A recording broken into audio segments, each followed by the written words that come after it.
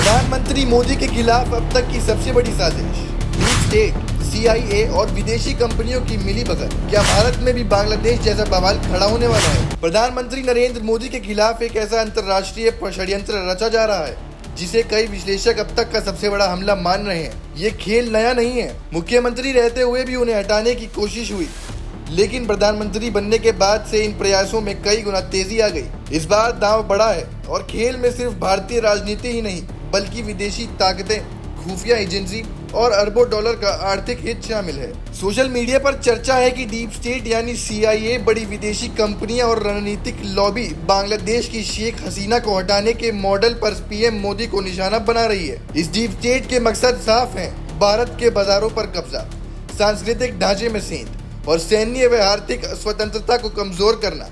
Reports का दावा है कि अमेरिकी राष्ट्रपति डोनाल्ड ट्रंप भी इस रणनीति के हिस्सेदार हैं। मामला तब और बिगड़ा जब PM मोदी ने साफ साफ कह दिया कि भारत उतना ही व्यापार करेगा जितना राष्ट्रीय हित में होगा।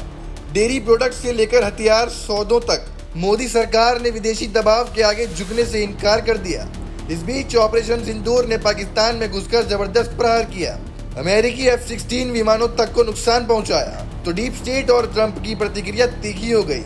इसके बाद भारत के विपक्षी दलों ने ट्रंप की सीज फायर बयान को हथियार बनाया, PM मोदी पर सरेंडर मोदी का टैग चिपकाया और यहां तक कि वोट चोरी के आरोप भी लगाए। ठीक वैसा ही जैसे बांग्लादेश में शेख हसीना और पाकिस्तान में इमरान खान के खिलाफ माहौल बनाया गया था। दोनों मामलों में अमेरिका पर सत्ता पलटाने का आरोप लगा था। बांग्लादेश में असली कारण सेंट मार्टिन आइलैंड पर अमेरिकी नेवल बेस की मंजूरी न देना था, जबकि इमरान खान के मामले में पुतिन से मुलाकात और रूस का साथ देना। इन मिसालों को देखते हुए अब भारत में भी वही स्क्रिप्ट चलने की आशंका जताई जा रही है।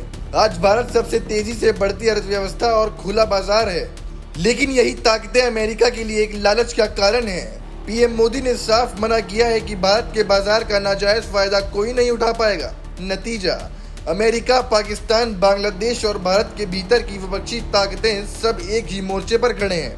अब सवाल ये नहीं कि कोशिश होगी या नहीं, बल्कि ये है कि साजिश कितनी दूर तक जाएगी और क्या भारत बांग्लादेश और पाकिस्तान जैसे हालात देखेगा या PM मोदी इस अंतर्राष्ट्रीय घेराबंदी को तोड़ देंगे।